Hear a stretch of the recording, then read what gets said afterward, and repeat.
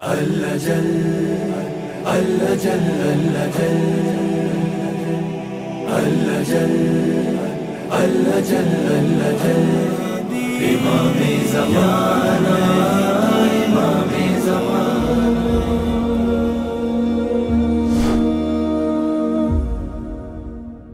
کہ جس میں حضرت امام ابی جعفر امام باقر علیہ السلام نے اپنے آباء و اجداد سے نقل فرمایا کہ قال رسول اللہ نے فرمایا کہ ان من اہل بیتی اثنی عشر محدثا فقال له رجل یقال له. رسول خدا نے فرمایا، امام باقر علیہ السلام نقل فرما رہے ہیں کہ رسول خدا نے فرمایا میرے گھر والوں میں سے 12 محدث ہوں گے. محدث نہیں کہہ رہا میں، محدث ہوں گے. تو ایک شخص نے جو وہاں بیٹھا ہوا تھا امام باقر کے سامنے، اس نے کہا، جس کا نام تھا عبداللہ ابن زید، وکان اخا علی ابن الحسین من الرضاعہ. یہ رضائی بھائی تھا امام سجاد علیہ السلام کا. اگر رضائی بھائی ہوا امام سجاد کا تو امام باقر علیہ السلام کا اس کا مطلب ایک طرح سے چچا ہوا ہی. تو جب پانچویں امام نے یہ جملہ فرمایا کہ رسول خدا نے فرمایا کہ میرے 12 گھر والوں میں سے 12 محدث ہوں گے، تو یہ جو عبداللہ ابن زید تھا جو کہ امام سجاد کا رضائی بھائی تھا، اس نے کہا کہ سبحان اللہ محدثاً کل منکر لذالک. اس نے کہا سبحان اللہ محدث. سبحان اللہ ایک تو تعریف میں کہا جاتا ہے اور کبھی کبھی طنز میں کہا جاتا ہے. سبحان اللہ محدث. تو کل منکر لذالک، راوی کہہ رہا ہے کہ گویا انکار کرتے ہوئے. محدث کہاں سے ہو گئے 12؟ کیسے ہوں گے؟ فاقبل علیہ ابو جعفر فقال له. تو امام باقر علیہ السلام نے اس کی طرف رخ کیا اور فرمایا کہ اما واللہ ان ابن امک کان کذالک. جان لو خدا کی قسم.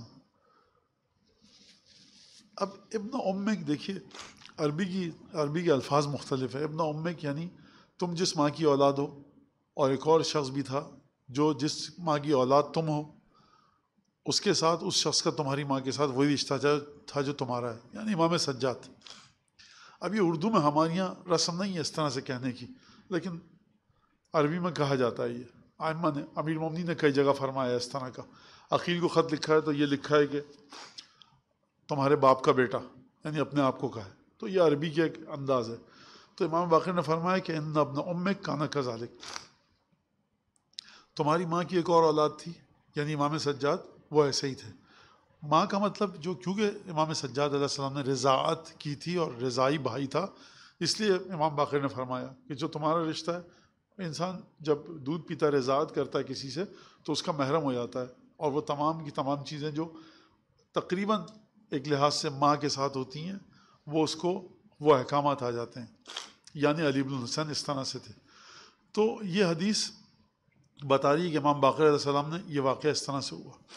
اچھا، اب یہاں پر محدث، یہ اصول کافی ہیں، بات گزری ہماری کہ محدث کیا ہوتا ہے، اور باقاعدہ چیپٹر ہے یہ کہ ائمہ محدث ہوتے ہیں. محدث کس سے نکلا ہے؟ ایک ہوتا ہے محدث، ایک ہوتا ہے محدث. محدث کس کو کہتے ہیں؟ آپ سب کو پتہ ہے. شیخ عباس قومی محدث ہیں، شیخ نوری محدث ہیں ان کے استاد، شیخ صدوق، شیخ توسی، یہ سب محدث ہیں، حدیث کو بیان کیا. ایک دفعہ ہوتا ہے محدث زبر کے ساتھ، یعنی جس سے حدیث بیان کی جائے. ائمہ کو یہ بات ہے کہ فرشتے آتے تھے اور ملائکہ آ کر خدا کی طرف سے پیغامات لے کر آتے تھے، یہ ایک چیز ہے. دوسری چیز، تو ائمہ ان فرشتوں سے پیغامات لے کر گفتگو کرتے تھے. اسی طرح سے ائمہ کے دل پر یا روح پر ایک چیز کو بھیجا جاتا ہے. آپ کوئی سوال کیجئے امام سے کہ اس وقت سورج کون سے برج میں ہے، تو امام آپ کو بتا دیں گے. یہ کہاں سے کیلکولیشن کیا؟ محدث ہیں، ان سے بات کی گئی ہے. کس نے بتایا ہے؟ ہو سکتا ہے فرشتے نے بتایا ہو کان میں آ کر، ہو سکتا ہے دل میں یہ تصور آیا ہو کہ یہ جواب دوں. تو یہ گفتگو کروائی جا رہی ہے ائمہ کے ذریعے عالم غیب سے کہ تم یہ کہو. اب یہاں پر ایک سوال آتا ہے کہ جب یہ ہے فرشتہ اگر بتا رہا ہے تو یہ تو رسول خدا کے ساتھ بھی ہوتا تھا، تو ہم کہتے ہیں رسول اللہ پر وحی آتی تھی. تو یہاں پر وہ جگہ ہے کہ ہمیں کہا گیا کہ یہ بات جائز نہیں ہے ہمارے لیے کہنا کہ ائمہ پر وحی آتی ہے. وحی ایک خاص کیفیت کا نام ہے. وحی یعنی قرآن لے کر جو جبریل نازل ہوئے اس کو کہتے ہیں وحی. لیکن کبھی کبھی جبریل آئے اور ایک پیغام لے کر آئے، ضروری نہیں اس کو وحی کہا جائے۔ ایک تو یہ بات ہو سکتا ہے اگر اس کو بھی وحی کہیں، لیکن بہرحال جس طرح سے جبریل پیغامات الہی کو، خدا کے پیغامات کو لے کر آتے تھے، اس طرح سے ائمہ معصومین پر پیغامات نازل نہیں ہوتے۔ یعنی مولانا اس کا مطلب ہے کہ فرشتہ امام پر نازل نہیں ہوتا ہے، امام کے پاس فرشتے آتے ہیں، جبریل امام کے پاس آتے ہیں، ملائکہ آتے ہیں، یہ ہمارے عقائد کے مطابق ہے۔ قرآن سے اس کا ثبوت بھی مل سکتا ہے، لیکن جو چیز ہمیں منع کی گئی ہے وہ ہے وحی۔ وحی مت کہو، محدث کہو۔ 8ویں امام کی ایک حدیث ہے، 8ویں امام فرماتے ہیں مجھے یہ بات پسند ہے کہ مومن مفہم ہو، یعنی محدث ہو۔ یعنی کیا مطلب مفہم؟ مفہم نکلا ہے تفہیم سے۔ تفہیم کا مطلب کیا ہے؟ فہم، سمجھانا، یعنی مومن کو عالم غیب سے کوئی چیز سمجھائی جائے۔ یہ ہم میں سے بہت سوں کی زندگی میں ہوتا ہے، ایک کوئی فیصلہ لینا ہوتا ہے، آپ کہتے ہیں میں نے بس ہاں کر دی، نہ کر دی، کبھی کبھی غلط بھی نکلتا ہے، اور کبھی کبھی آپ کہتے ہیں بس کیا ہوا پتہ نہیں، منع کر دیا کہ یہ کام نہیں کریں گے، بہت مال بچ گیا جانے سے، جان جلی آتی، عزت و آبرو کو خطرہ ہو جاتا، مشکلات ہو جاتی، فلاں کیس میں پھنس جاتے۔ یہ ہم میں سے ہر ایک کی زندگی میں کبھی نہ کبھی ہوا ہے اور ہوتا رہتا ہے۔ پتہ نہیں کیا جی میں آئی کہ بس کہہ دیا نہیں، کیا جی میں آئی کہہ دیا ہاں، ایک ہاں کہہ دی اور ہمیں بہت سارے فائدے ہوئے، ایک نہ کہہ دی ہم نے، بہت سارے فائدوں سے بچ گئے، نقصانات سے بچ گئے، کبھی نقصان بھی ہو جاتا ہے۔ لیکن جب ہمارا اچانک ایک ایبرپٹلی، اچانک ایک دم سے ہاں یا نہ کہنا ہمارے لیے فائدے لے کر آتا ہے تو ہم بڑے خوش ہوتے ہیں، کہتے ہیں بس اللہ میاں نے دل میں ڈال دی۔ لیکن جب ہم کہتے ہیں کہ ہاں یہ کام کریں گے اور نقصان ہوتا ہے، اس وقت ہم نہیں کہتے کہ خدا نے دل میں ڈالی، جبکہ بہرحال وہ بھی اسی سسٹم کے تحت ہے۔ لیکن بہرحال تو امام رضا علیہ السلام فرما رہے ہیں مجھے بات پسند ہے کہ مومن مفہم ہو، محدث ہو، اس کو عالم غیب سے چیز سمجھائی جائے، ایک دم سے اس کے دماغ میں دل میں کیا بات ہے وہ ہاں یا نہ کہہ دے، یا وہ ایک جواب دے دے، یا وہ ایک گفتگو کر لے ایک طرح سے، تو یہ عالم غیب سے اس کو چیزیں اس تک پہنچائی جاتی ہیں۔ لیکن مسئلہ یہ ہے کہ ہمارے اور آپ کے ساتھ ہو سکتا ہے ایک جواب عالم غیب سے آیا ہو ہمارے پاس، الہام ہوا ہو، لیکن ہمارے پاس گارنٹی نہیں کوئی اس کی، ضمانت نہیں ہے، شیورٹی نہیں ہے۔ لیکن امام کے پاس جب عالم غیب سے چیز آتی ہے تو امام کو واضح پتہ ہے کہ جواب اس کا یہ اس طرح سے ہے۔ تو یہ ایک فرق ہے، اور اس کی ہمیں حقیقت نہیں پتہ، سچ ہے کہ جھوٹ، واقعاً فائدہ مند ہوگی یا فائدہ مند نہیں ہوگی، لیکن امام کو پوری چیزیں علم ہوتا ہے، اور امام ہمیشہ ہر حال میں محدث ہے۔ ہم لوگ کبھی کبھی محدث ہوتے ہیں، محدث اس معنی میں کہ جو امام رضا نے فرمایا عالم غیب سے ایک چیز آتی ہے اور ایک چیز آپ کو بتا دی جاتی ہے۔ لہٰذا یہاں پر رسول خدا فرما رہے ہیں کہ میرے گھر والوں میں سے 12 محدث ہوں گے، یعنی ان کو عالم غیب سے چیزیں بتائی جائیں گی۔ جب عالم غیب سے چیزیں بتائی جائیں گی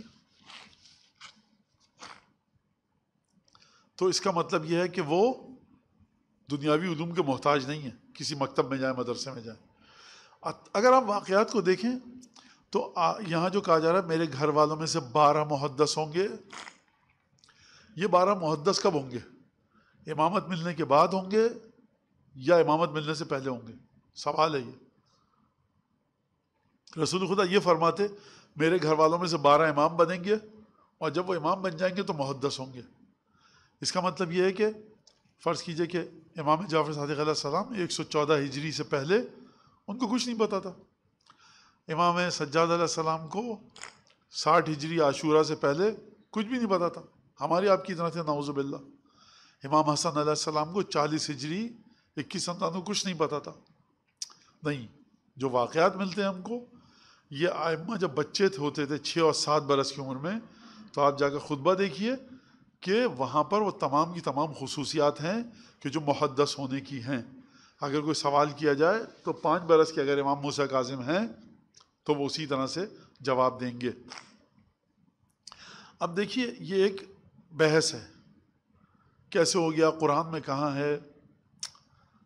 قرآن میں فرض کیجیے نہیں ہے، مثال دے رہا ہوں میں، فرض کیجیے تھوڑی دیر کے لیے، ہمارا عقیدہ ہے نا، جو روایات آئی ہیں ہمارے پاس وہ یہ کہہ رہی ہیں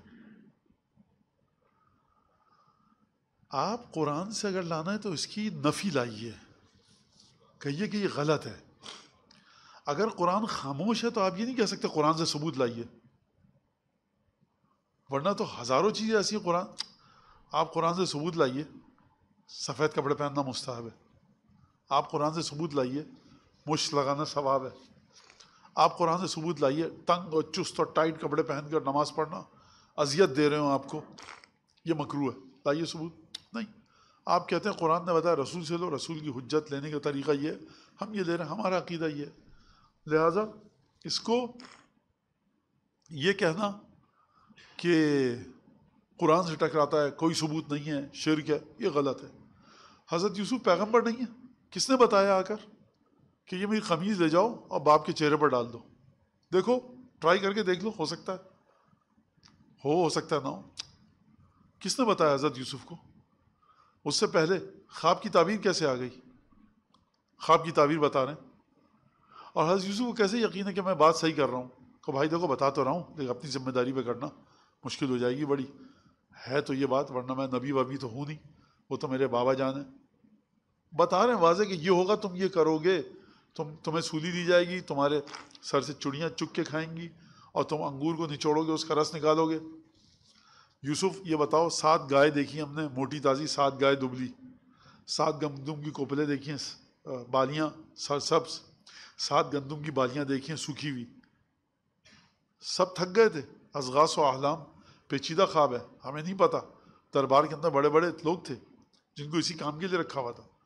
کیا کہا؟ ایک نوجوان لڑکا ہے قید خانے میں، اس سے پوچھتے ہیں. حضرت یوسف نے بتا دیا. یہ محدث کی ایک قسم ہے. کیسے بتا دیا؟ بادشاہ تھا، بادشاہ نے کہا دیکھو 7 برس یہ کرنا، 7 برس یہ کرنا، گندم کو ذخیرہ کرنا، 7 برس جو آئیں گے قحط کے اور پانی نہیں برسے گا، کھیت خشک ہو جائیں گے، تو جو تم نے ذخیرہ کر کے رکھا ہوگا، اسٹوریج میں رکھا ہوگا گندم، اس سے فائدہ اٹھانا. تو حضرت یوسف کو بادشاہ تھا، غلط ہوتی بات تو سرور اتار دیتا. کیسے پتہ لگا کہ یہ میں بات صحیح کہہ رہا ہوں؟ تو قرآن کے اندر بہت ساری مثالیں ہیں. یہ آپ نبی کے مرحلے پر لے آئے، اور یہ آپ نے پیغمبر، حضرت موسیٰ کی والدہ کا قصہ ہے، حضرت مریم کی والدہ کا قصہ ہے. تو یہ تمام کی تمام چیزیں جو ہیں وہ ہمارے سامنے. حضرت عیسیٰ کا قصہ ڈسپیوٹڈ ہے اس معنوں میں کہ قرآن میں ہے تو صحیح کہ جھولے میں بیٹھ کر لیٹ کر کہا کہ میں خدا کا بندہ ہوں، مجھے کتاب دی ہے، لیکن اس کے اندر مختلف بحثیں ہو سکتی ہیں. تو یہ قرآن سے تو نہیں ٹکراتا یہ عقیدہ. آپ کہیے کہ 12 اماموں کے بارے میں جو آپ کا عقیدہ ہے، آپ کے اماموں کے بارے میں، یہ ہم نہیں مانتے، مت مانیے، کوئی حرج نہیں ہے اس میں کوئی پریشانی کی بات نہیں. ہم نے کب کہا کوئی مانے دنیا؟ ہم کہہ رہے ہیں ہمیں یہ پتہ لگا ہے غلط ہے تو یہ ہمیں پتہ لگا ہے، صحیح ہے تو یہی پتہ لگا ہے. تو ہمیشہ مولانا قرآن میں کہا ہے، مولانا حدیث اوتھینٹک ہے ہمارے یہاں کہ نماز کے اندر مشک لگائی جائے، فرض کیجئے، حدیث ہماری اوتھینٹک ہے، پھر ہم لگائیں. آپ حدیث کے مطابق عمل کر رہے ہیں، آپ مرجع کے فتوے کے مطابق عمل کرتے ہیں. یہ آپ کی فقہ کا انداز نہیں ہے کہ مولانا سے مسئلہ پوچھا جائے تو وہ روایت بتائے. جو بھی کر رہا ہے وہ غلط کام کر رہا ہے. کبھی ہاں انسان بتا دیتا ہے ایک روا روی میں آ کر، کبھی بات ہو رہی ہوتی ہے، ورنہ یہ ہمارا قطعاً طریقہ نہیں ہے. آپ سے مسئلہ پوچھا جائے، 2 روایتیں وسائل شیعہ میں تھی، اس کو کیا پتا روایت کا، اور یہ روایت سے نکالے گا کیسے؟ اس کو عربی آتی ہے. اصلا وسائل تو شیعہ جو لکھا جاتا ہے سین سے لکھا جاتا ہے یا صاد سے لکھا جاتا ہے. تو یہ اکثر آتا ہے سوال، مانا یہ ہماری روایت اوتھینٹک ہے، یہ روایت صحیح ہے. ہاں مثلا امام حسین علیہ السلام کو نہیں پتا تھا، پھنس گئے جا کر نعوذ باللہ کربلا، روایت اوتھینٹک ہے ہماری یہاں. میں نے کہا ہاں اوتھینٹک ہے، پھر اب کیا کرنا ہے؟ یار آپ 50 سال ہو گئے، بال سفید ہو گئے مجلس میں جاتے ہوئے، ابھی تک آپ کے لیے آپ کا امام حسین کلیئر نہیں ہے. ایک ہوا چلی، ایک روایت آئی واٹس ایپ پہ کہیں سے، آپ نے یہ ہماری روایت، آپ کو پہلے ہی جواب دینا چاہیے فضول بکواس کر رہے ہو تم. تو یہ ایک بڑا مسئلہ ہے کہ اس کو ممبر کا قصور کہا جائے، سننے والوں کی غائب دماغی کہی جائے، یا وہ ایسنس پکڑ نہیں پائے ہمارے لوگ. ایسی بات نہیں ہے ممبر کا قصور. ممبر پر قصور ہوتا تو ایک بہت بڑی نسل کی تعداد ہے وہ دیکھتے ہی رد کر دیتی ہے. نہ محدث ہے، 9 to 5 جانے والی ہے. ایک ہیں جو فرض کیجئے کہ بہت عمر بھی ہو گئی ہے، 50 مجلسوں میں جائیں گے دن میں، ایک ذرا سی روایت آ جائے گھبرا جائیں گے، یہ پتہ ہی نہیں چلا تو مجلسیں جہاں کا رہی ہیں ساری. بات یہ تو اس کو دیکھیں، سیکھیں اور بنیادی طریقے پہ اپنے عقائد کو درست کرنے کی کوشش کریں. ایک ذرا سی روایت آ گئی، ہل گئے آپ، اور کہنا یہ ہمارے تو کیا ہوگا اس کا، پھر امامت تو گئی، توحید گئی. اس طرح سے نہیں ہوتا ہے، کیونکہ ہم چیزوں کو اس کی جگہ پہ نہیں رکھ رہے ہیں، یا ہم کو رکھوانا سکھایا نہیں جا رہا. قصور سننے والوں میں، قصور بولنے والوں میں، کس میں، اللہ جانتا ہے. خیر، اب آئیے اگلی روایت پر کہ یہ چھٹے امام سے فرماتے ہیں کہ رسول خدا نے فرمایا. چھٹے امام رسول خدا سے نقل کر رہے ہیں کہ ان اللہ عز وجل اختار من کل شیء شیئا، خدا نے ہر چیز میں سے ایک چیز کو اختیار کیا، چنا ہے. اختار من الارض مکہ، زمین میں مکے کو اختیار کیا. وہ اختار من مکہ المسجد، اور مکے میں مسجد حرام کو اختیار کیا. وہ اختار من المسجد، اور مسجد حرام میں الموضع الذی فیہ الکعبہ، اور مسجد حرام میں اس موضع کو، اس مقام کو، اس جگہ کو اختیار کیا کہ جہاں پہ کعبہ ہے. وہ اختار من الانعام اناسہا، اور چوپایوں میں سے جو خدا کی توجہ ہے، مورد عنایت جو خدا کی ہے، وہ مؤنث ہے، یعنی گائے اور بیل میں گائے، بکری اور بکرے میں بکری، دمبا جو نر ہے مادہ ہے اس میں مادہ. من الانعام، چوپایوں کی بات ہو رہی ہے، بھیڑیا اور بھیڑیے کی مادہ کی بات نہیں ہو رہی، ریچھ اور ریچھ کی مادہ کی بات نہیں ہو رہی، یہ بات ہو رہی ہے چوپائے کی، یعنی گائے، بھیڑ، بیل، بکری، بھینس، اونٹ، ہرن، ان کی بات ہو رہی ہے. وَمِنَ الْغَنَمْ الضَّأْن، اور گوسفند دمبے، شیپ اور لیم میں سے الضَّأْن.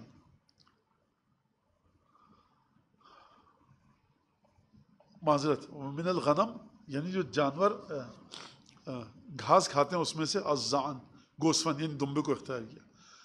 وَاخْتَارَ مِنَ الْأَيَّامِ يَوْمَ الْجُمُعَةِ، اور دنوں میں سے خدا نے اختیار کیا جمعے کو. وَمِنَ الشُّهُورِ شہر رمضان، اور مہینوں میں سے اختیار کیا رمضان کو المبارک. وَمِنَ اللَّيَالِ لَيْلَةَ الْقَدْرِ، اور راتوں میں سے اختیار کیا لیلۃ القدر کو. وَاخْتَارَ مِنَ النَّاسِ بنی ہاشم، لوگوں میں سے اختیار کیا بنی ہاشم کو. وَاخْتَارَنِي وَعَلِيًّا مِن بنی ہاشم، رسول خدا نے فرمایا مجھے اور علی کو بنی ہاشم میں سے اختیار کیا.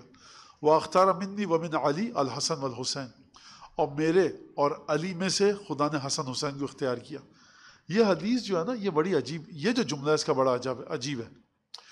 رسول خدا مساوی طریقے سے شراکت کا اعلان کر رہے ہیں جناب امام مجتبیٰ اور امام حسین کے کمالات میں، یعنی حسن حسین میرے اور علی کے مشترکہ وجود کا حصہ ہیں. اور یہ روایت پہلے بھی کئی حوالے سے گزر چکی اس طرح سے کہ رسول خدا کے کمالات آئے ہیں کس میں؟ حسن حسین میں علیہم السلام. کیسے آئے ہیں؟ امیر المومنین کے ذریعے اور جناب سیدہ کے ذریعے. اب یہ کئی دفعہ مجلسوں میں بھی ذکر ہو چکا ہے، درسوں میں بھی، مختلف ولادت اور ایام میں بھی، تو اس کو میں زیادہ تفصیل سے یہاں پر عرض نہیں کروں گا. اب یہاں پر دیکھیے آپ کہ جو اختارہ، اب یہاں پر ایک سوال آئے گا سب سے پہلے، ہو سکتا ہے کل آ جائے، پرسوں آ جائے، مولانا کربلا کیوں نہیں ہے؟ سرکار قیامت میں ملیے گا آپ رسول خدا سے، کہہ دیجیے گا یا رسول اللہ ایک مس کر گیا آپ ایک زمین کو، کربلا کو. مولانا اس میں فلاں کو کیوں نہیں ہے ذکر؟ رسول خدا سے کہہ دیجیے گا آپ. یہ چیز چھوڑیے، جو حدیث جس پر گفتگو کی جا رہی ہے اس پر فوکس کیجیے کہ یہاں کیا بات ہو رہی ہے.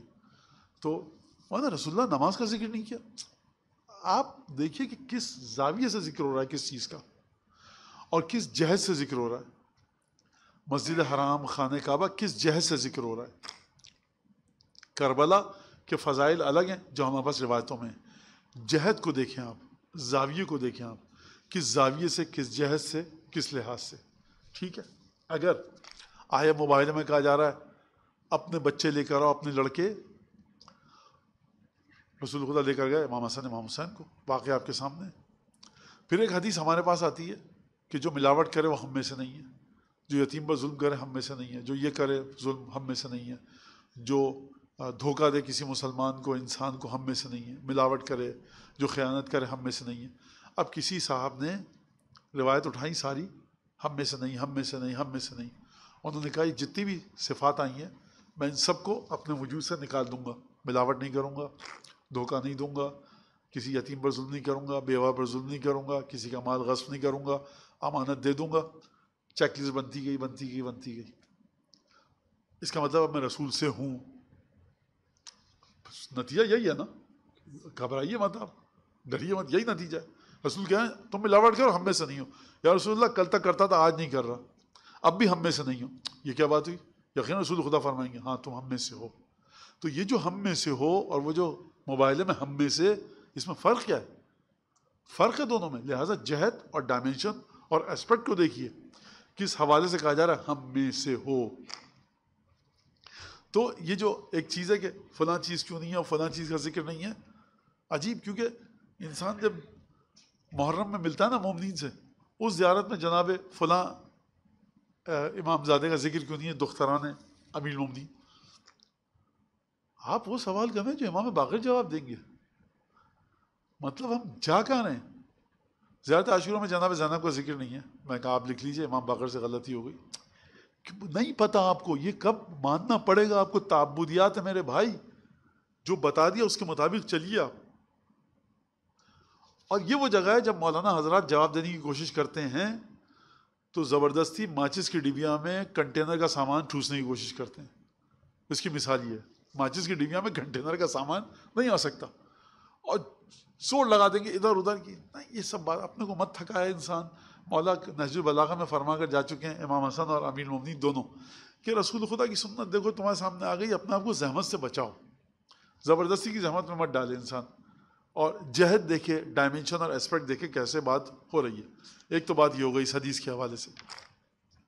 دوسری بات میں نے کہا اختارا یعنی اختیار کیا. اختیار کیا کا مطلب کیا ہے؟ لفظ تھا، میں نے بھی یہ ترجمہ کر دیا. یعنی جب کسی چیز کو چنا جاتا ہے تو آپ کے سامنے ایک یہ چشمہ رکھا، ایک دوسرا چشمہ، آپ نے یہ اٹھا لیا، آپ نے اس کو اختیار کر لیا. تو یعنی آپشن ہے آپ کے پاس، آپ نے ایک چیز کو اٹھا لیا. اب یہ کیا مطلب اختیار کیا؟ یعنی پروردگار عالم نے واضح ہے کہ فضیلت دی ایک، خداوند تبارک و تعالیٰ توجہ، عنایت اس کی جانب پروردگار عالم، لطف و کرم جو کیا. خانہ کعبہ کے احکامات دیکھیے آپ مسجد حرام کے احکامات دیکھیے، تو ان احکامات سے پتہ چلتا ہے کہ یہ وہ سرزمینیں ہیں کہ جن کو ایک خاص لطف اور عنایت خدا کی حاصل ہے. لہٰذا اس کا مطلب یہ اختیار، اختارا یعنی اختیار کیا. اب جب یہاں تک بات آئی امام حسن امام حسین پہ، اور مجھ سے وختار منی ومن علی، مجھ سے اور علی سے خدا نے اختیار کیا حسن اور حسین کو. وَيُكَمِّلُهُ اثْنَيْ عَشَرَ اماماً، اور خدا نے اس اختیار کو مکمل کیا، پائے تکمیل تک پہنچایا، کمپلیٹ کیا 12 اماموں کے ذریعے.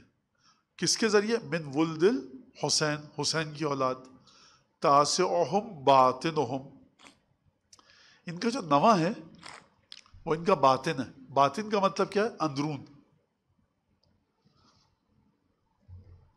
باطن بے تے نون، بطن کہتے ہیں پیٹ کو، کیونکہ پیٹ جو ہے وہ آپ کہتے ہیں پیٹ میں درد ہو رہا ہے، بطن اسی سے نکلا ہے باطن، یعنی اندر کی طرف. باطن کہتے ہیں، فرض کیجئے آپ گئے، آپ نے ایک سیب کھولا، اس کے باطن کے اندر یہ رکھا ہوا تھا. بطن چھپانے کو بھی کہتے ہیں، جو چیز چھپا دی جائے. اب امام زمانہ کے بارے میں کیا فرما رہے ہیں رسول اللہ؟ تاسعہم، جو میرے گھر والوں میں سے 12 امام ہوں گے، یہ جو حسن حسین کے بعد جو امام ہوں گے، کتنے امام ہیں امام حسین کے بعد؟ 9. نواں جو ہوگا ان سب کا باطن ہے، یعنی جو چیزیں 9 اماموں کے اندر چھپی ہوئی ہیں وہ جب حضرت ظہور کریں گے تو وہ آپ کو دکھ رہی ہیں سامنے. یہ ایک بڑی عجیب بات ہے. اس کو سمجھ لیا آپ نے؟ سمجھ تو کیا لیا؟ میری سمجھ میں نہیں آ رہا تو میں آپ کو کیا سمجھاؤں گا، لیکن اس کو اسی حد تک سمجھ لیجیے. ایک آسان مثال، بہت سی چیزیں چھپی ہوئی ہیں. ائمہ نے عبادت کی ہے، کبھی ہمارے ائمہ نے عبادت کی ہے، اس طرح سے عبادت نہیں کر سکے خدا کی کہ جس طرح سے ائمہ، آسان الفاظ میں کہوں، جس طرح سے امام کا جی چاہتا تھا. کمال عبادت. کوئی کہے گا مولانا امام نے کمال عبادت نہیں کی. اس معنوں میں نہیں کہ رکوع بھول گئے تھے کبھی، نعوذ باللہ، سجدہ ناقص کیا تھا، وضو کیا تو ہاتھ سوکھا رہ گیا، اس معنوں میں نہیں. اس معنوں میں جو دعا افتتاح فرما رہی ہے کہ اس طرح سے کسی ظالم کے ظلم کا خوف نہ ہو. عبادت آپ جب امام کی بات آتی ہے تو امام صادق کی نماز شب اور نماز ظہر اور روزے اور قرآن کی تلاوت کی بات نہیں ہوتی. اگر آپ ہمارے امام ہیں اور وہ قدم بھی اٹھا رہے ہیں تو عبادت ہے. تو امام نے معاشرے کے اندر جو زندگی گزاری اس طرح سے تو نہیں گزاری جس طرح سے امام چاہتے تھے. دباؤ تھا، امام واضح انداز سے گفتگو نہیں فرما سکتے تھے. نماز کے بارے میں بھی بات کر رہے ہیں تو مشکل ہو رہی ہے، طریقہ بتا رہے ہیں روزے کا عبادت کا تو اس میں مشکل ہو رہی ہے. لہٰذا اس معنوں میں ہے کہ جس طرح سے امام کا جی چاہتا تھا کہ میں کھل کے بتاؤں، لہٰذا وہ امام اس طرح سے نہیں کر سکے. یہ چیز ائمہ اپنے دل میں لے کے چلے گئے، نہیں ہو سکا ہم تمہیں بتائیں مکمل طریقے سے چیزوں کو. دل اندر یعنی باطن اندر ہے امام کے. امیر المومنین کتنی حسرتیں لے کر چلے گئے، سید الشہداء کتنی حسرتیں لے کر گئے، یہی امام سجاد، یہی تمام ائمہ. یہ جو حسرتیں ہیں نا 11 اماموں کے اندر اور 13 معصومین میں، یہ میں کہہ رہا ہوں اس حدیث میں نہیں ہے، میں سمجھا رہا ہوں. اس حدیث کے اندر آیا ہے کہ جو 12واں آئے گا وہ ان 11 کا باطن ہوگا. لیکن میں معصومین رسول اللہ جناب سیدہ کو بھی شامل کرنے میں کوئی حرج نہیں ہے میرے خیال سے، تو اگرچہ اس حدیث میں نہیں ہے، اور اگرچہ دوسری حدیثوں کے ذریعے یہ بات کہی جا سکتی ہے. تو جب حضرت حجت آئیں گے تو جو چھپی ہوئی چیزیں ہیں باطن میں 11 اماموں کے، اس کو ظاہر کریں گے. ایک معنی یہ ہو سکتا ہے. ایک معنی یہ ہو سکتا ہے کہ اگر تمہیں دیکھنا ہے کہ 11 امام کس مرحلے پر تھے اور کیا چھپی ہوئی صفات تھیں، تو امام زمانہ کی معرفت حاصل کرو اور امام زمانہ کو دیکھو گے جب ظہور کے بعد تو تمہاری سمجھ میں آ جائے گا. بہرحال 9واں جو ہے ان کا باطن ہے. اچھا، وَهُوَ ظَاهِرُهُمْ، اور یہی ان کا ظاہر ہے. یعنی جو ائمہ کی صفات چھپی ہوئی تھی وہ کیا تھی، جو اندر چھپی ہوئی ہیں وہ امام زمان ہے، اور انہی کے ذریعے ظاہر ہوگا. اگر آپ زیارت اہل یاسین میں پڑھیں، ایک جملہ ہے، اول اور آخر کہا گیا امام کو، اور ظاہر و باطن بھی کہا گیا امام کو. وَهُوَ ظَاهِرُهُمْ، یہ جو 12واں آئے گا یہ 11 کا ظاہر ہوگا. آپ ایک چیز کسی چیز کو اگر ظاہر کرے، کلیئر کر دے آپ کے سامنے، آپ کے وہ جو چیز چھپی ہوئی تھی نا وہ اس کے ذریعے ظاہر ہوئی ہے، اور یہ علامت ہے، نشاندہی کر رہی ہے، ایک طرح سے انڈیکیشن ہے، مجھے نہیں پتا کیا لفظ استعمال کروں، ان کے باطن کا. یعنی آپ کیسے کہیں گے کہ یہ امام صادق نے چاہا تھا یہ اس طرح سے، آپ کہیں گے امام زمانہ یہ کہہ رہے ہیں کہ امام صادق نے یہ کیا، اس طرح سے کرنا چاہتے تھے، اپنے دل میں لے کے چلے گئے، اب ہم اس طرح سے کر رہے ہیں.